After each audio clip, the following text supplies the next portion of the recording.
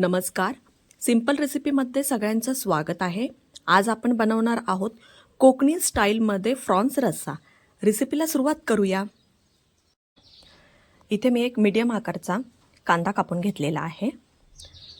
10 ते 15 पाकळ्या लसूण, एक मोठा चमचा धने घेतलेले आहेत, एक टोमॅटो कापून घेतलेला आहे आणि इथे मी ओलं खोबरं किसून घेतलेलं आहे अर्धा वाटी.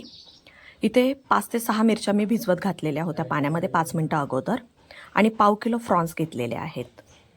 आपण ज्या मिरच्या भिजत ठेवलेल्या होत्या त्या मिक्सरच्या भांड्यामध्ये घालून घ्यायच्या.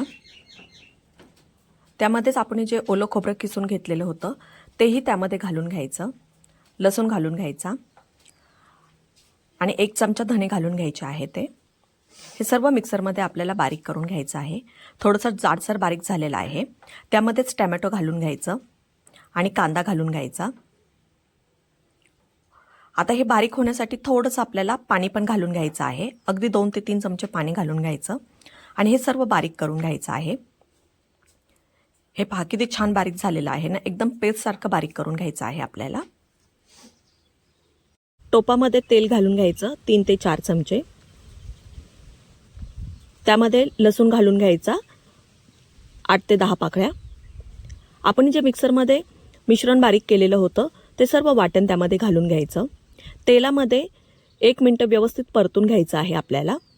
परतून झाल्याच्या नंतर वरून झाकण ठेवायचं एक अर्ध्या मिनिटासाठी. अर्धा मिनिट झाल्याच्या नंतर झाकण काढून घ्यायचं.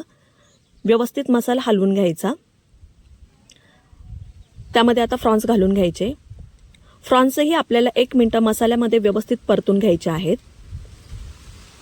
प्रॉन्स व्यवस्थित परतून घ्यायचे मसाल्यामध्ये.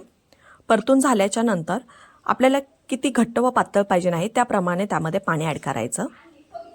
इथे मी त्यामध्ये 1.5 ग्लास पाणी ॲड केलेलं आहे. पाणी ॲड केल्याच्या नंतर त्यामध्ये चवीनुसार मीठ ॲड करायचं. व्यवस्थित हलवून घ्यायचं. आता आपल्याला भाजीला व्यवस्थित उकळी येऊन द्यायची आहे.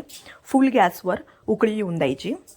उकळी आल्याच्या नंतर गॅस स्लो करायचा. त्यावर झाकण ठेवायचं आणि 4 ते 5 मिनिटं भाजीला व्यवस्थित उकळून द्यायचं आहे. झाकण काढून पाहायचं फ्रॉन्स एकदा दाबून शिजलेत की नाही. शिजलेल्या असल्याच्या नंतर गॅस बंद करायचा.